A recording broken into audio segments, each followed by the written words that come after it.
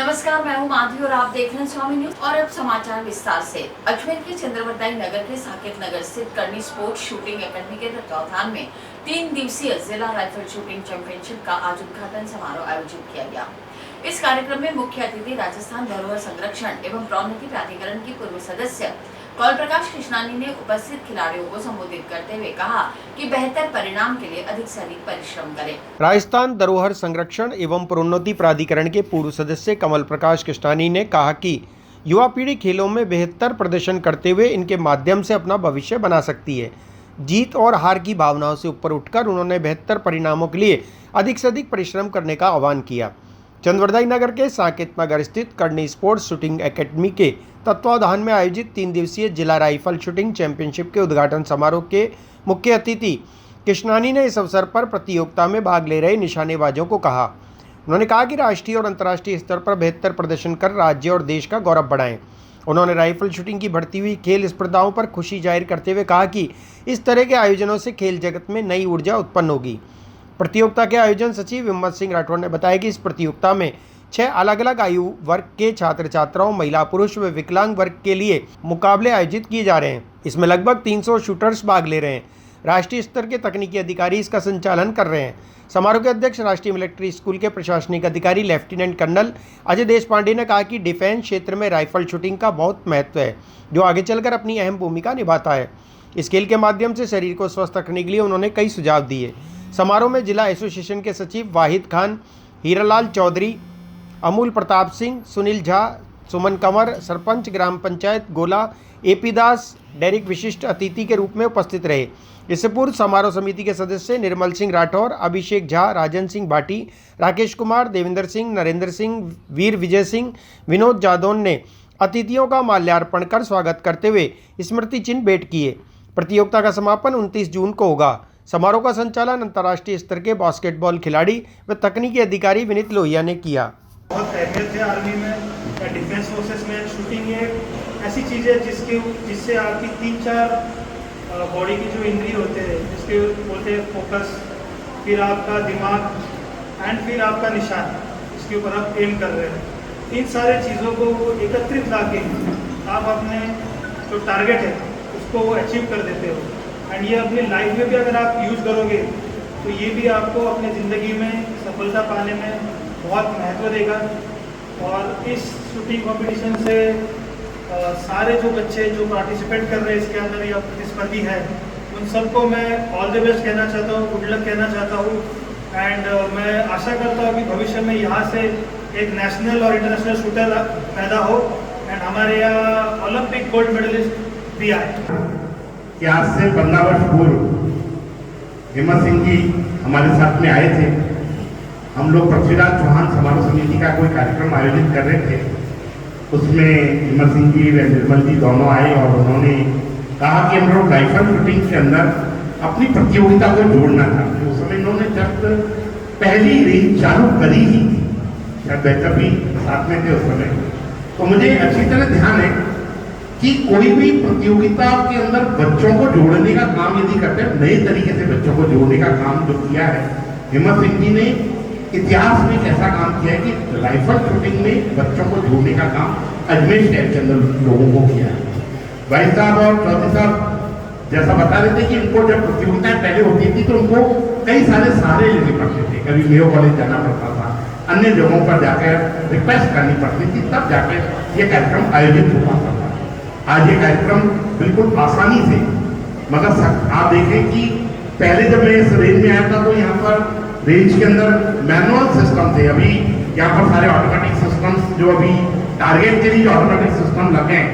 जब ये बच्चे भी नेशनल जब ये खेलने के लिए जयपुर जाएंगे तो उन बच्चों को इसी तरीके की रेंज के ऊपर खेलने का मौका मिलेगा। तो यहीं से वो बच्चे को ध्यान रहेगा कि मेरे को कहाँ जाके और किस तरीके से खेलना है। मैं कोई भाषण नहीं दूंगा, 4-5-6 चीजें आप लोगों के साथ में सिर्फ शेयर कर दूंगा। देखो बच्चों, आप लोग नए भारत के बच्चे हो, जो आने वाला भारत है, जो आने वाला भविष्य है, उसके बच्चे हो।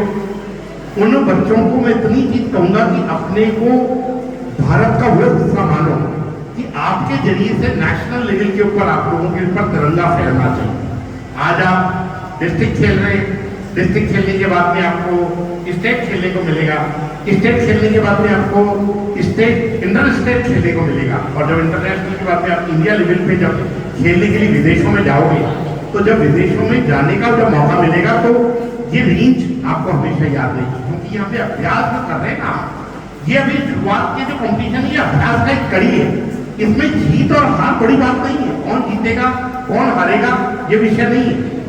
जीतने वाले को अभिमान नहीं करना है और हारने वाले को ये नहीं सोचना है कि मैं हार गया, उसको अगली बार के लिए अभ्यास उससे ज्यादा करना है। ये 9th डिस्ट्रिक्ट टूर्नामेंट हो रहा है, जो आज 27 से 29 तारीख 3 दिन के लिए टूर्नामेंट है।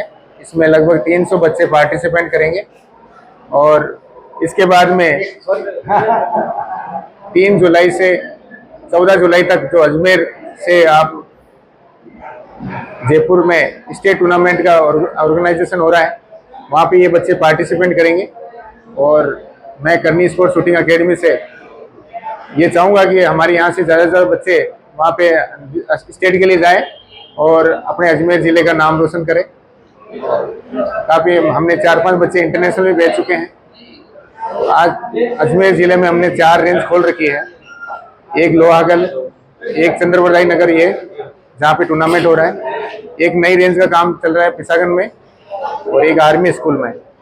तो हमारा उद्देश्य ये है कि अजमेर ज़िले में ज़्यादा से ज़्यादा शूटर तैयार करें और अच्छे लेवल पर पार्टिसिपेंट में उनको भेजें। आज क्या रहा उद्घाटन कार्यक्रम में, कौन कौन लोग? उद्घाटन समारोह का उद्घाटन मुख्य अतिथि के रूप में श्रीमान केवल प्रकाश जी कृष्णानी सर और आर्मी स्कूल से देश पांडे सर आए थे, और यहाँ से विनीत जी लोहिया है, जिला राइफल एसोसिएशन से वाहिद अली खान जी जो सचिव हैं, हीरालाल जी चौधरी है।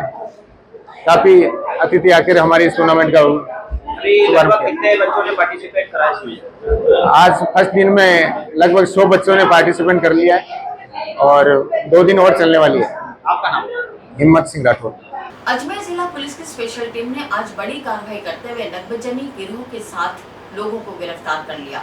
पुलिस ने जानकारी देते हुए बताया कि आरोपियों द्वारा गगवाना क्षेत्र में चोरी की वारदात को अंजाम दिया गया था।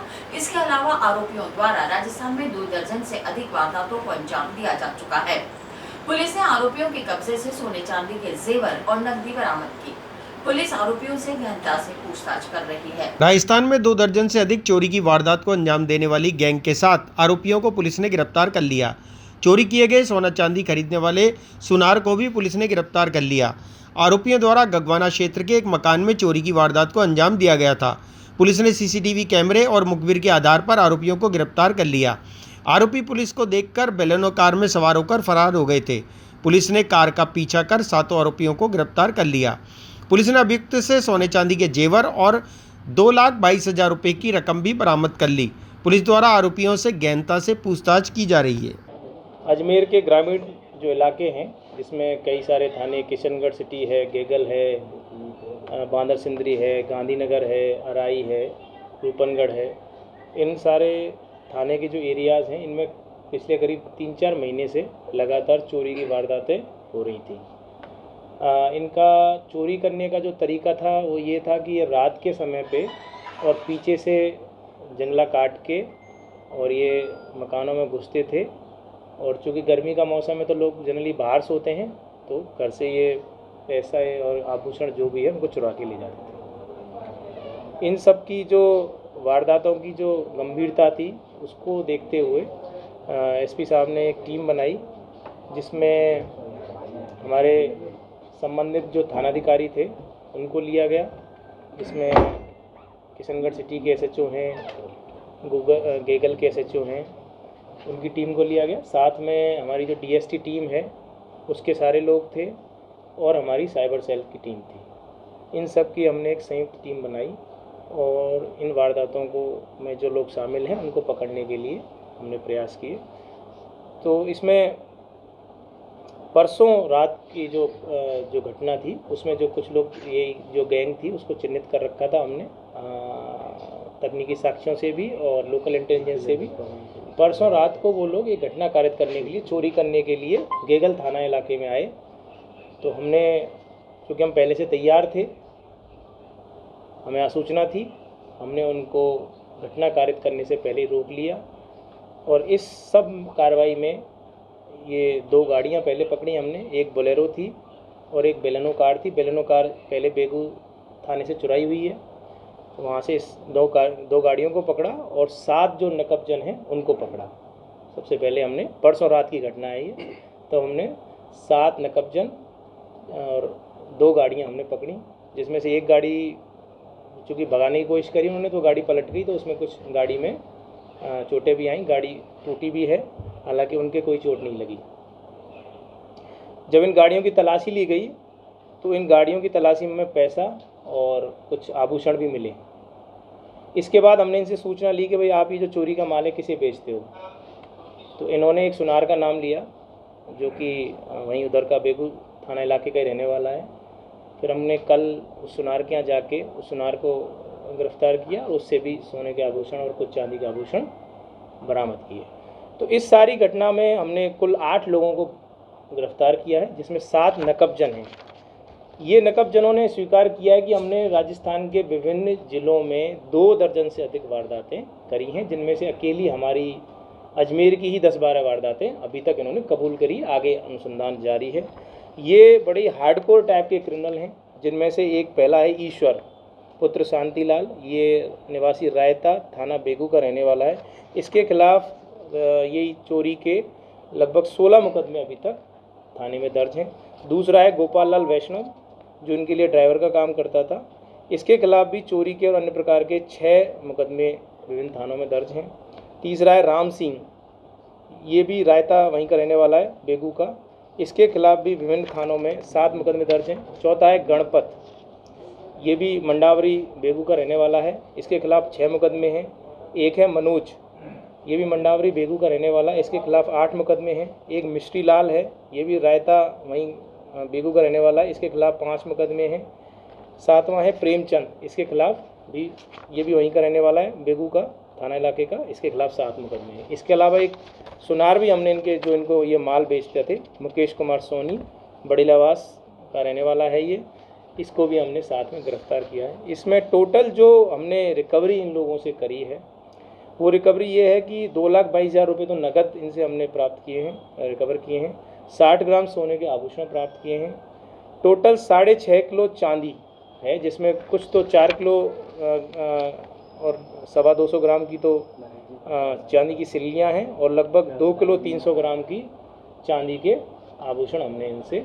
तो इस प्रकार हमारी जो टीम है उस टीम ने, जिसमें थाने की भी टीम है, जिसमें DST भी है, जिसमें साइबर सेल की टीम भी है, इस टीम ने पिछले, ये कह सकते हैं कि पिछले 2-3 महीने की एक बड़ी मेहनत उन्होंने करी और उस टीम ने मेहनत करके और इस सब गैंग को पकड़ा। इसमें जो हमारी टीम के अन्य मेंबर जो अभी यहाँ हैं नहीं, उनका भी इसमें पूरा सबका सहयोग रहा और एक बहुत अच्छी कार्रवाई एक राज्य स्तर की हमारी टीम ने करी है। तो इनके अलावा हमने मौके से पकड़ा है, इनसे पूछताछ की जा रही है कि क्योंकि घटनाएं बहुत सारी हैं, घटनाएं एक नहीं है, घटनाएं 2 दर्जन से अधिक हैं और भी ज़्यादा खुल सकती हैं। तो अन्य जो लोग हैं यदि इनके साथ कोई और भी टीम में आता होगा तो उसके बारे में भी हम इनसे अनुसंधान। आपस में कनेक्शन कैसे है? ये आपस में ज़्यादातर ये सभी लोग एक कंजर जाति के ही हैं, जो कि बेसिकली इनका काम ही है कि चोरी करना। तो इनमें इनके काफ़ी सारे लोग इसी तरह की चीज़ों में लिप्त रहते हैं। तो ये आपस में गैंग बना करके और इन वारदातों को अंजाम देते हैं। और पहले भी जैसे मैंने आपको बताया इनके खिलाफ बहुत सारे मुकदमे दर्ज हैं। अब इन्होंने वारदात तो बहुत सारी करी हैं, मुकदमे तो जब पकड़े जाते तभी दर्ज होते, तो बहुत सारी वारदात इन्होंने करी, जिनमें से कुछ मुकदमे के खिलाफ दर्ज हैं। सुनार जो है वो इनसे माल लिया करता था, तो उससे भी हमने बरामदगी की है और आगे भी बरामदगी के प्रयास हम करेंगे। गेगल में कैसे पकड़ा आपको? कैसे? गेगल में मैंने आपको बताया कि कुछ तो हमें तकनीकी साक्ष्य मिले थे। तकनीकी साक्ष्य हमने, जैसे हमारा मोबाइल टावर है, BTS है ना, उससे तकनीकी साक्ष्य होते हैं, कुछ CCTV फुटेज भी होते हैं और हमारी इंटेलिजेंस भी होती है। क्योंकि जो भी घटना होती है तो घटना, इस तरह की घटनाओं में हमारा SHO खुद मौके पे जाता है और घटनास्थल से साक्ष्य जो है वो इकट्ठे करते हैं। मोडस ऑपरेंडाई को भी समझा जाता है कि भाई वारदात करने का तरीका क्या है।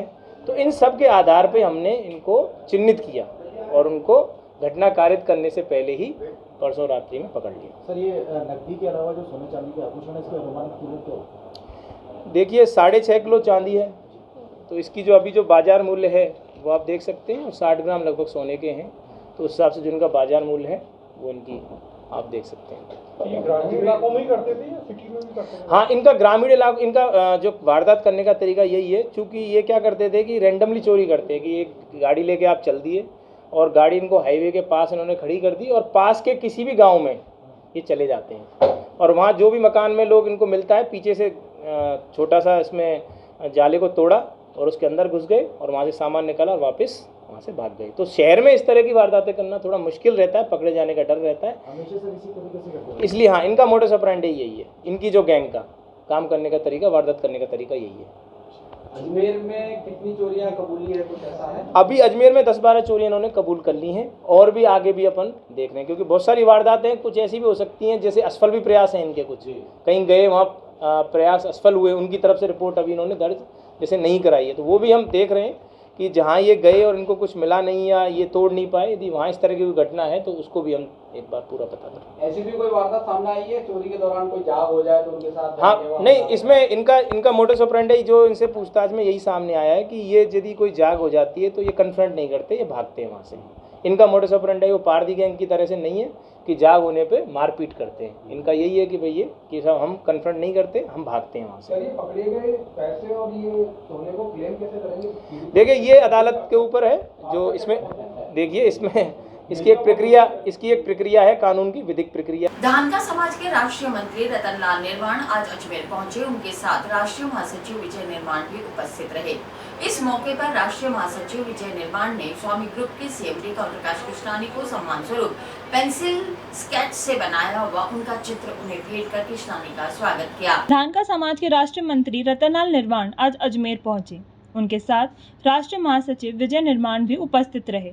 इस मौके पर राष्ट्रीय महासचिव विजय निर्वाण ने स्वामी ग्रुप के सीएमडी कमल प्रकाश कृष्णानी को सम्मान स्वरूप पेंसिल स्केच से बनाया हुआ उनका चित्र उन्हें भेंट किया। इस मौके पर राष्ट्रीय मंत्री ने कहा कि स्वामी न्यूज़ द्वारा उनके समाज की समस्याओं को चैनल के माध्यम से समय समय पर प्रसारित कर प्रशासन तक पहुंचाया गया है।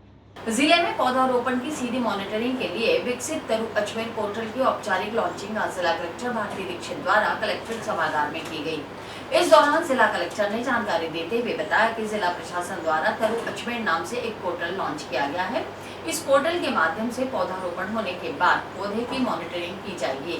इसके अलावा पौधों की सार संभाल के लिए एनजीओ संस्थाओं को जिम्मेदारी सौंपी जाएगी। जिले में पौधारोपण की सीधी मॉनिटरिंग के लिए विकसित तरु अजमेर पोर्टल के औपचारिक लॉन्चिंग आज जिला कलेक्टर भारती दीक्षित द्वारा कलेक्ट्रेट सभागार में की गई।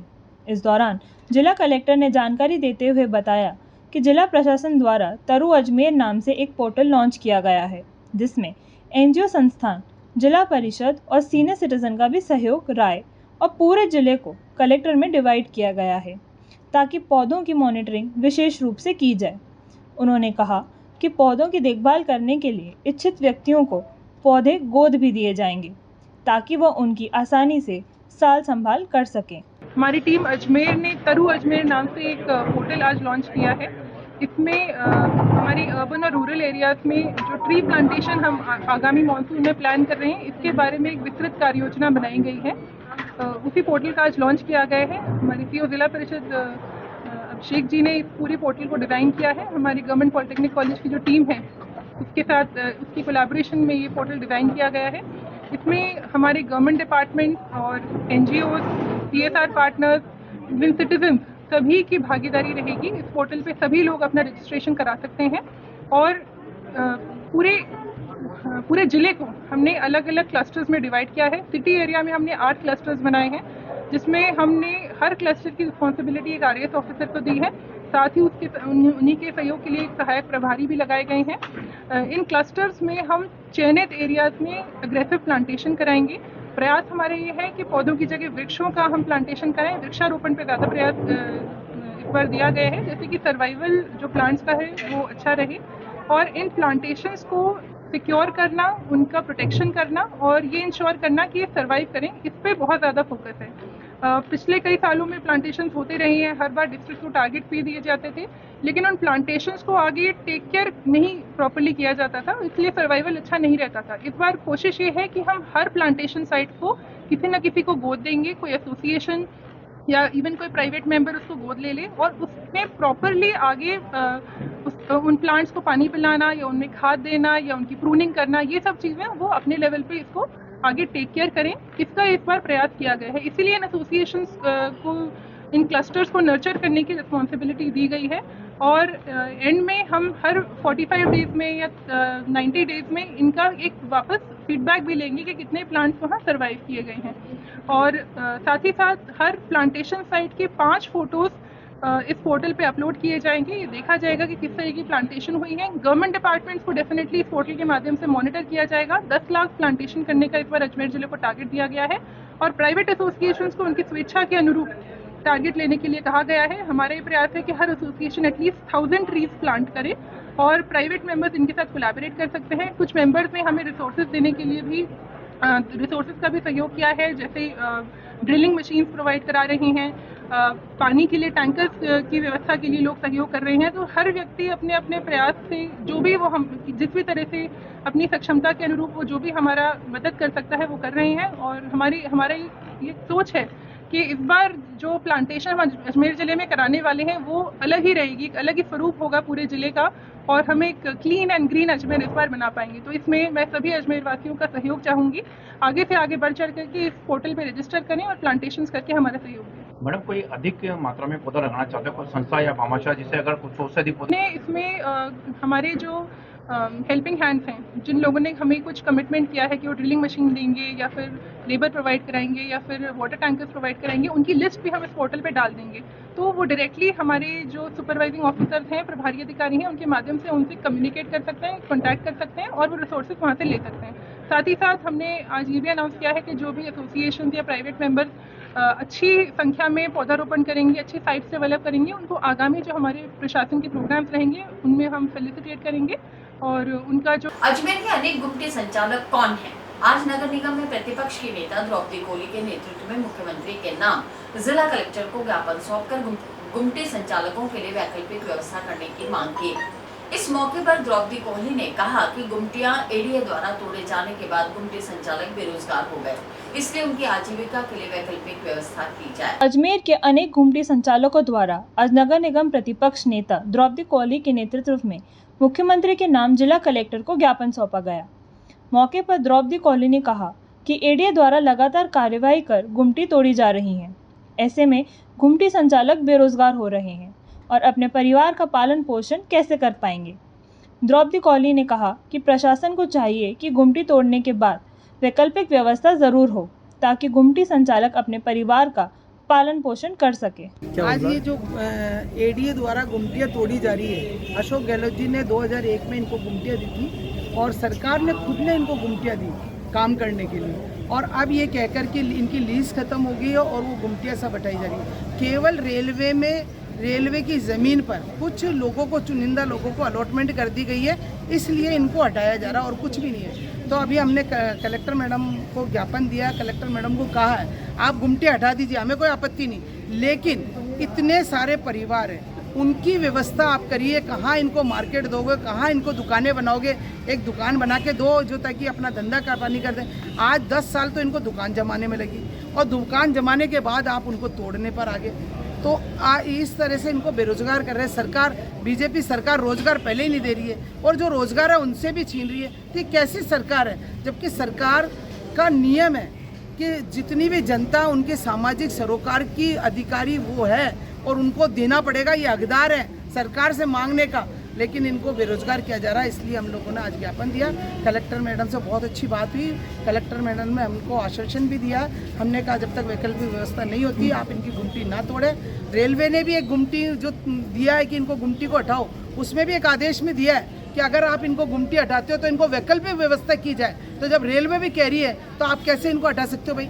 ये बीजेपी सरकार ऐसे कैसे कर सकती है? तो इसलिए हम लोग को निवेदन करना है, केवल अभी तो हम शांतिपूर्ण तरीके से इनसे निवेदन करने आए हैं। अगर ये सरकार नहीं सुनेगी, या अंधी बेरी सरकार अगर नहीं सुनी, तो ये जनता पूरी सड़क पर आ जाएगी, आंदोलन करेगी, क्योंकि लोगों का रोजगार छिन रहा, खाने के लिए कुछ होगा ही नहीं तो क्या करेंगे? आंदोलन ही करेंगे। इसलिए हम लोग सामाजिक सुरक्षा पेंशन योजना के तहत आज मुख्यमंत्री भजनलाल शर्मा द्वारा 15% बढ़ी हुई राशि लाभार्थियों के खाते में सीधे हस्तांतरित की गई।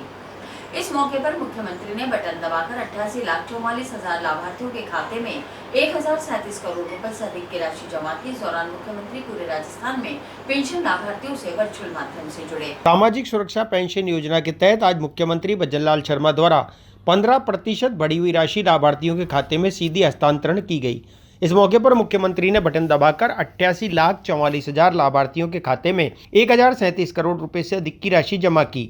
तो जयपुर में आयोजित कार्यक्रम के दौरान पूरा सभागार तालियों से गूंज उठा। इस मौके पर सीएम भजनलाल शर्मा ने कहा कि गरीबों को गणेश माना है। आज पूरे राजस्थान में मुख्यमंत्री भजनलाल शर्मा वर्चुअल माध्यम से लाभार्थियों के साथ जुड़े। इसी के तहत अजमेर के जवाहर रंगमंच में भी कार्यक्रम आयोजित किया गया, जिसमें विधानसभा अध्यक्ष वासुदेव देवनानी, संभागीय आयुक्त, जिला कलेक्टर, महापौर और शहर जिला भाजपा अध्यक्ष उपस्थित रहे। मैं देख रहा हूँ जिस तरह का प्यार और दुलार आप दे रहे हैं, निश्चित रूप से आपने जिस तरह से प्यार और दुलार किया, उसके लिए मैं आप सभी का अभिनंदन करता हूँ। ये झुंझुनू जवान और किसानों की पावन भूमि है। झुंझुनू में आकर मैं अपने आप को धन्य महसूस कर रहा हूँ। और सबसे बड़ी बात यह है कि झुंझुनू से आज हमारे उन सभी बुजुर्गों को, हमारे पर्यटक बहनों को, विधवाओं को और पेंशनरों को, जो यहाँ से पूरे राजस्थान के 88 लाख लोगों को जो पेंशन करी है पावन भूमि से, क्योंकि ये पावन भूमि यह हमारे जवान की और किसान की धरती है। झुंझुनू एक ऐसी धरती है जहाँ सैनिकों को जिस तरह से पूरे देश के अंदर अगर सबसे ज्यादा सैनिक किसी जिले में है तो वो जिला झुंझुनू जिला है हमारा। यह समय समय पर हमारे यहाँ के जवानों ने भारत माँ की रक्षा के लिए, भारत माँ के रक्षा के लिए अपने आप को समर्पित करते हुए यहाँ हमारे जो सैनिक के सबसे ज्यादा शहीद होने वाले भी मातृभूमि को तो शहीद होने वाले सबसे ज्यादा अगर सैनिक है तो वो झुंझुनू की धरती भी है। माननीय मुख्यमंत्री महोदय एवं सामाजिक न्याय अधिकारिता मंत्री महोदय के कर कमलों द्वारा झुंझुनू जिले से राज्य स्तरीय पेंशन अभिवृद्धि कार्यक्रम का आयोजन किया गया था। इसमें पूरे राजस्थान के 88 लाख से अधिक पेंशनरों की राशि 1,37 लाख के लगभग उनके खाते में डीबीटी के माध्यम से हस्तांतरित की गई। इस योजना के तहत अजमेर वृत्त जिला जो कि पूर्व था, अजमेर, केकड़ी और ब्यावर, 3 जिलों को मिलाकर अजमेर जिले के 2,86,000 पेंशनरों के खाते में 32.70 करोड़ रुपए की राशि हस्तांतरित की गई है। आज कौन कौन थे सर इस कार्यक्रम में और किनके द्वारा की गई? आज के अजमेर जिला मुख्यालय कार्यक्रम में माननीय विधानसभा अध्यक्ष महोदय, श्रीमान संभागीय महोदय, जिला कलेक्टर महोदय, अतिरिक्त जिला कलेक्टर प्रथम एवं द्वितीय एवं महापौर महोदया, जिलाध्यक्ष भाजपा एवं अन्य सामाजिक कार्यकर्ताओं, विशेष योग्यजनों और वे महिलाएं, वे वृद्धजन और वे दिव्यांग जिनको सामाजिक सुरक्षा पेंशन का लाभ मिल रहा है, वे सभी आज इस कार्यक्रम में सम्मिलित हुए थे। हमारे विभाग के सामाजिक न्याय अधिकारिता विभाग के साथ कार्य करने वाले स्वयंसेवी संस्थाओं ने भी इस कार्यक्रम में योगदान दिया, जिससे कि लाभार्थियों के आने में किसी के प्रकार की परेशानी नहीं हो। मुख्यमंत्री द्वारा बटन दबाकर की गई उक्त राशि को माननीय मुख्यमंत्री महोदय ने डीबीटी के माध्यम से बटन दबाकर राशि सीधे ही लाभार्थियों खाते में हस्तांतरित की गई है। जैसे कितने मिलते हैं सर, अब कितने मिलेंगे? पूर्व में यह राशि लाभार्थियों खाते में 1,000 रुपये प्रति माह जाती थी, वो बढ़कर अब 1150 हो गई है, यानी कि 1,000 पर 15% प्रति। धानका समाज के राष्ट्रीय अध्यक्ष ने आज समाज को विशेष दर्जा नहीं मिलने पर सरकार से अनुरोध किया कि धानका और धनका शब्द के कारण उनके समाज को परेशानियों का सामना करना पड़ रहा है, इसलिए शब्दों को सही कर समाज को प्रत्येक क्षेत्र में उचित प्रतिनिधित्व दिया जाए। समझने वाला समझदार है, ना समझने वाला ना समझ है। धनका और धान का ये हिंदी रूपांतर है इंग्लिश का। अगर धनका की इंग्लिश अगर पूछा जाए तो DHAN के धान का आएगा, और धान का की स्पेलिंग पूछा जाए तो DHAN के धान का आएगा। इसलिए बाबा साहब ने धान का जो लिखा था वो हिंदी के अंदर रूपांतर करने वालों ने इसको धन का भी कर दिया और धान का भी कर दिया, बाकी इंग्लिश वर्ड एक ही है धान का। जी जी हाँ। तो ये वर्ड होने के कारण क्या परेशानी आ रही है? सुनने में ऐसा आ रहा था कि कहीं ना कहीं जो लाभ मिलने चाहिए उससे बच्चे भी वंचित हो जाते हैं और स्कॉलरशिप में भी कहीं ना कहीं कोई प्रॉब्लम आ रही थी, इस तरह का हमारे पास में सुनने में ये खबरें भी आई थी। जैसे कि यदा यदा धर्म से ग्लानि बहुत भारत भव, एक ये शब्द है। जब जब सरकार चेंज होती है, नई सरकार आती है, हमारे साथ में ये समस्या खड़ी हो जाती है। अभी जितने भी जो नौकरी कर रहे हैं वो धान का से नौकरी कर रहे हैं। अब दूसरी सरकार आई तो उन्होंने कहा कि अगर आप धान का है तो आपको प्रमाण पत्र मिलेगा, नहीं मिलेगा। अब जो सरकार आई है वो कहती है कि अगर धन का है तो आपको प्रमाण पत्र मिलेगा, नहीं तो नहीं मिलेगा। इसी समस्या से समाज जूझ रहा है। हमारे बच्चे कितने भी ओवर एज हो गए, उनको नौकरी नहीं मिली। सरकार के लिए भी वो मतलब भार है, समाज के लिए भी भार है और परिवार के लिए भी भार है। इस समस्या के लिए हम लोग संघर्ष कर रहे हैं। अभी राजस्थान सरकार के अंदर जो है बीजेपी की सरकार है, इसका मसला हमने राजेंद्र राठौर विधायक जी है उनके द्वारा भी विधानसभा में उठवाया था और हम शर्मा जी जो मुख्यमंत्री महोदय हैं उनसे भी निवेदन करेंगे। हमारा निवेदन है कि धन का और धान का एक ही है, इंग्लिश वर्ड है, उसकी मतलब जो परिभाषा कर रही है वो अलग अलग कर रही है। तो हम हमारे मुख्यमंत्री महोदय से निवेदन है कि हमारे को इंग्लिश में ही मतलब आर्टिकल 342 348 कहता है कि यदि हिंदी में प्रॉब्लम आती है तो इंग्लिश में बना के दिया जाए। हम चाहते हैं कि अगर आप इंग्लिश में बना के दें तो बहुत अच्छी बात है, और इंग्लिश में अगर आप ये समझते हैं कि हिंदी दोनों एक ही है, धान का, तो इसका नोटिफिकेशन जारी करके हमारे प्रमाण पत्र बनवाने की मेहरबानी करें। यही हमारी आप लोगों से हाथ जोड़ करके निवेदन और गुजारिश है जी। रतन लाल जी, कितने समय से इस समस्या को फेस कर रहे हैं आप? कितनी परेशानी चल रही है? और पूर्ववर्ती सरकारों में भी आपने अप्लाई किया होगा तो वहाँ भी आपकी सुनवाई नहीं हुई।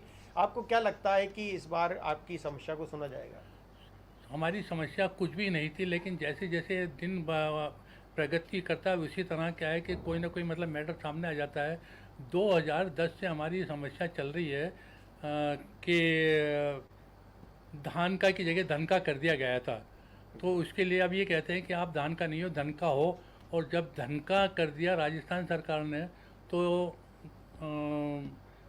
जनजाति आयोग ने एक लेटर जारी किया था कि धान का जाति राजस्थान के अंदर अनुसूचित जाति की सूची के अंदर नहीं है, इसको विलुप्त बताया गया था। ये समस्या हमारे साथ 2010 से चल रही है। और इसी के साथ ये समाचार बुलेटिन समाप्त होते हैं। मुझे दीजिए इजाजत, देखते रहें स्वामी न्यूज़।